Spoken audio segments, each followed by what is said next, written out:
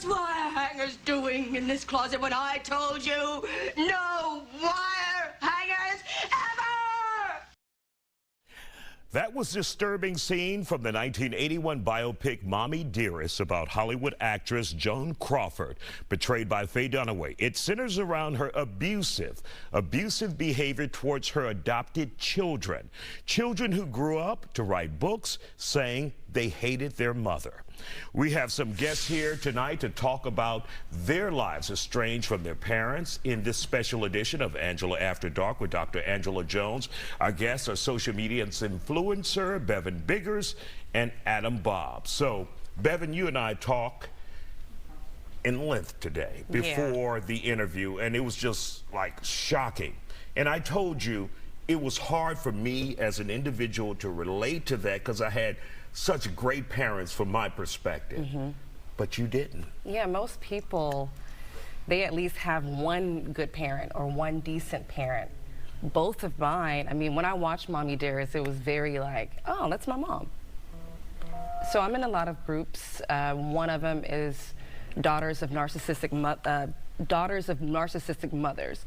And it's my way of processing my relationship with my mom, because people, at least, there's a lot of dads who are not around, right? So people have their mom.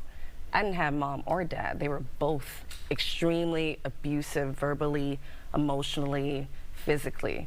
So when you take a look at your life growing up, and that's where it happened mostly, what was the most abusive thing you received from your mother and your father? It's just a long list. I don't know. Give us one example. And you told me about your father and the camera and the computer. Yeah. I guess I'll just say the biggest takeaway from my childhood is I spent most of my childhood in a closet and in the restroom. What does that mean exactly?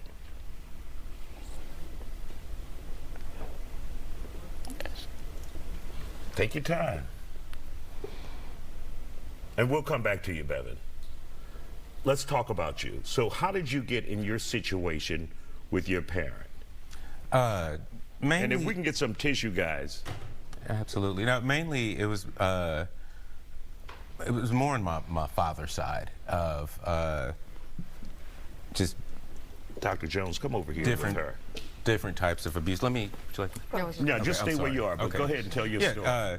With just more missing than anything, and not taking account for what he missed and what he wasn't a part of. He actually tried to come back into my life about 33 years later, and was very unapologetic about not being there at all. But the part of this story was where he ended up being brutally murdered last year on Mother's Day. What did you feel when you lost him, though? It was a hurt, but it was a different type of hurt. I've lost friends and family members before, and it was instant tears, instant loss. This was a weird missing, it was like my father's gone, but I didn't know him personally, but it's a member of my family that's gone. I'm supposed to cry. I'm supposed to be huddled up in a circle on the floor or something in a ball, but it was more, it just invoked more thought than What anything. put that gulf between you two, the distance between you two? I wish I could give you a valid answer. I wish I could tell you this is what happened, this happened, this happened. This is just... What hurt you, though? Tell us what hurt you. What hurts is why would you create something and not want it, and not want to be that around being it? You as a child. Right, absolutely. Like, why would you, I'm not gonna say why would you go through the process, but why would you create something and then, or human, create a child and then say, you don't care about it, you don't want it, you don't ever want to see it, you don't want to even be around it? For what reason? That child that you created did nothing to you. And how did that resonate with you through your life? Do you hear that? Do you think about that constantly in your life? Yeah, absolutely. And when we say constantly, it's not like every single day, but it's like moments throughout a day. It might be everything's going perfect and then something happens, and then Reminds you of it. Of that hurt and that pain. And so that happens, you know, almost every day. Did you ever try to have that conversation with him? Yes. And that was the part that really hurt because, as I was saying earlier, it was a very unapologetic conversation. It was, hey, you know, it is what it is. Yeah. Let's move on. Grow up. You're a grown man now. Yeah, like no accountability. So I guess what I was trying to say was, when you deal with a lot of abuse as a child, you try to find safe spaces. So I spent a lot of time in a closet or a restroom because nobody bothers you if you're in a restroom. So I spent a lot of years in a restroom and in a closet, or school. I was really good at school. And you literally mean a closet? Yeah, I would just sit in there. So you could be nobody seen. would Yeah, mess with okay, me. got it. So, you know, throughout the years, I would try to, I mean, that's why I love teachers so much, because I feel like a lot of teachers are safe spaces for kids who deal with severe abuse at home. So I still have long-term relationships with teachers from middle school and from high school, shoot, even professors. But it takes a toll on you psychologically even after they're not around you. And I did try to reach out and build these relationships with them, but at the end of the day, it's all about accountability. If you're the person being abused, you shouldn't be doing the heavy lifting. And if you're the parent, I shouldn't have to earn my love from you. It was constantly like, I have to earn this from you. I have to earn a compliment from you. I have to earn this. I have to be 20 times smarter, 20 times better at this. If I'm amazing at this, then they will, you know, care. So yeah, I definitely don't care for people who make up all these excuses as to why they do such and such to a child.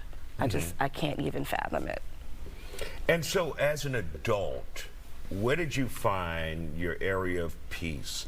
And were you constantly looking for that parental love that you did not find with your parents, with other people? Yeah, so if you don't have a good foundation with your parents and you don't have a good family structure support, you try to find it in all of your interpersonal relationships. And we'll let you finish that in just a moment. We'll be back with more Factor Uncensored in just a moment. Stay.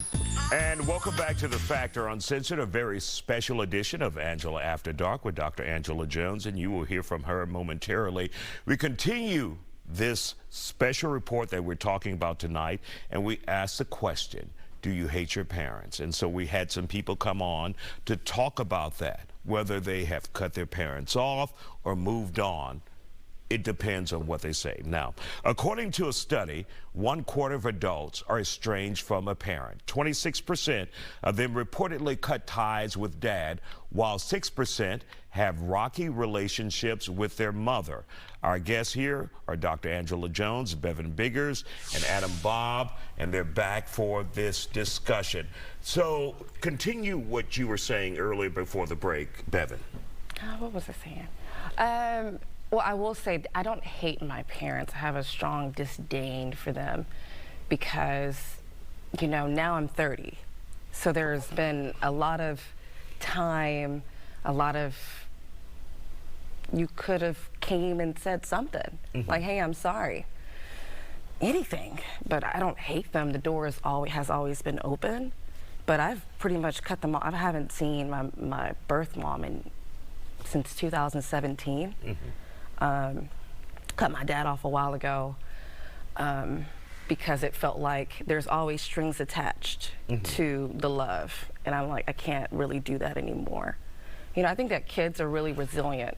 As a kid, I feel like a lot of children are resilient to a lot of mistakes that their parents make. But then after a while, it's kind of like, okay, I'm 10, okay, I'm 15, okay, I'm 21. Then you're like, okay, I'm 25. Now you're like, I'm 30. So how resilient am I supposed to be? And how has this impacted your other relationships in your life? Oh, it's impacted it severely. You know, when you don't really know what love is and you only know it in like a, feels like fear factor. So you become, when you've been abused as a kid and then you grow up and you become an adult, you are more vulnerable to people abusing you as well. If they see that you don't have a strong support system, they see that you don't have a mom or dad to run to, I was a lot more vulnerable to abusive men and relationships, abusive friendships, people knowing that you have nowhere else to go or cry to. So I had to build a really strong backbone and cultivate healthy relationships and say, hey, this is what I want. That's how I want to cultivate whatever that is. So throughout my entire 20s, it was just like fight or flight, fight or flight. And I'm like, well, how do I not do this? And therapy was a big one.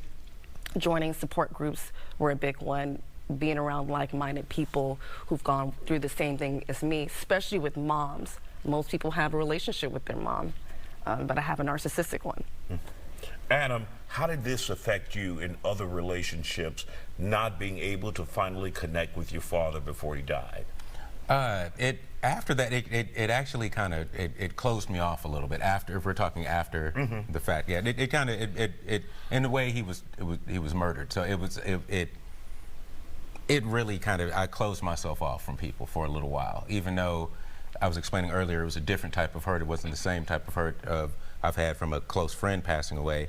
Like I said, I just kind of encapsulated and just kind of kept to myself for a little while. Just was in a lot of deep thought. Dr. Angela, we have a lot to deal with here. Yeah.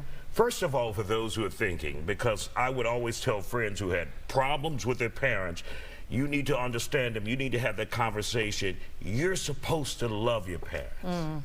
Yeah, and you know, the thing is that you're supposed to love your parents, but they forget that this is a two-way street. Right. You're supposed to love your parents, and your parents are also supposed to show and make you feel loved as well. And so it's a mutual thing that's supposed to happen. But unfortunately, a lot of times it doesn't. And even those numbers that we're looking at in regards to like 26% of our estranged, I actually think the number actually may be higher. It's just a lot of people don't report it. You know, culturally, especially in the Black community, or even those that are foreigners, we are made to feel obligated to love and cherish, and you're supposed to honor your parents no matter what. And that kind of constant drilling into our minds makes us feel we're supposed to love them even though they're abusing us, or they're treating us horribly, or they're unable to like detach from us. And there's different, I mean, it's not only abusive, like physically abusive homes that deal with, I can't stand my parents. It's parents that have a problem with letting go of their children, like the change from childhood to adulthood. That is a hard transition for a lot of parents, and they lose the relationship they thought they had with their kids at that moment because they're unable to let go. There's, of course, the emotional abuse, and there's also the physical abuse. I mean, there's a lot of other ones, but those are the main ones. And we'll be back, Dr. Jones, in just a moment. And welcome back. We're exploring strained relationships between adults and their parents. Some kids, they just totally hate their parents, or they're not willing to talk to them. And this is a special edition of Angela After Dark. We have Dr. Angela Jones. Our guests are back here on The Factor. Dr. Jones. Yeah. One of the things that I heard Bevan was talking about was like, she has left her door open and she's just waiting for them or the parent to actually acknowledge, like, I did this wrong and I'm acknowledging it. Now, is that going to repair years of strain? Absolutely not, but it's a start to something. Unfortunately for you, your father has passed, and you're having to make peace with that as well in the process, and trying to find peace in your life and trying to recreate your own life of whatever it is that you're trying to do. Absolutely. And I'm curious, like, in regards to your situation, when did you realize this is an abusive relationship? I think that I always knew that it was abusive, especially I spent a lot of time at school, not at the cafeteria. I was in the classroom with my teacher. So I have long-term relationships with them. But then I was like, all the things that I didn't like growing up, I'm doing the same exact things, and things are not adding up. But the last straw was something happened to me.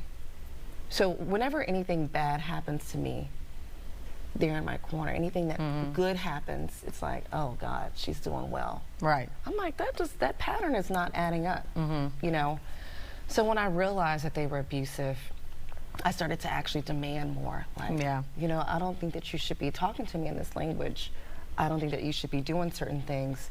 And so when I got a lot of pushback, you know, like calling me names or stuff like that, was a lot of pushback. I said, maybe this is not the relationship for me, because the language that you're saying towards me, I wouldn't tolerate from a stranger. Right. So if a stranger can't say it, I definitely don't want you to say it. You know. So that's when I was like, especially my mid-20s, I was like, something's not right. And how about you? When did you realize that it was not a good relationship?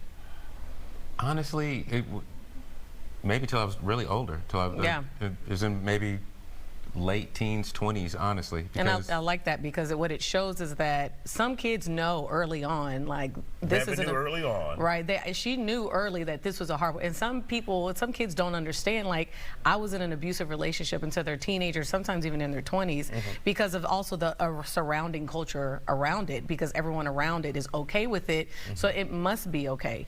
And the thing is as parents, our job, we have to humble ourselves and step back and just realize, like, we can mess up, but it's also okay for us to say, I'm sorry, what can I do? But the part that we are people as parents that are in these type of relationships with their kids, they do not want to humble themselves and basically say, you're right. They don't want to hear the negative stuff back to them. And in everything that you read, the way these type of relationships heal is literally for parents to step back, humble themselves, and shut their mouths and listen. And you'll be amazed at how many people do not want to do that because of ego, because of pride, or because they only see themselves and they don't care about anybody else. What if you cannot make amends with your parents, Dr. Angela Jones? At some point, is that okay? Yeah, it is. And you have to take what you have to do what you have to do to distance yourself from your parents. Because if they're the ones who are causing you pain, they're going to continue to cause you pain. You're going to live a whole life of trying to get the approval or the sorry or the trust or something from your parents, and it's only going to tear you down. It's going to tear down other relationships. It's going to make you fearful all the time. So you have to step back and unfortunately lose one of the most important relationships in your life. And really quick, when we think about the word parents, it's anointed. Yeah. It's special. Right. It's the right individuals. Exactly. But always it's not that way. Right. In the last 20 seconds we have here. People abuse their power, right? You call someone a king, that doesn't mean they're going to act kingly, right? There's only certain kings that are dignified and have good morals and respect. But there are a lot of people who abuse their power, and that's the same thing with parents. As parents, we need to realize, like, we are learning to raise a whole different individual. We're not raising little versions of ourselves. And we have to step back, listen to our kids, and move in that direction. All right. Thank you all for joining us. Bevan, thank you guys for sharing your story. I know it's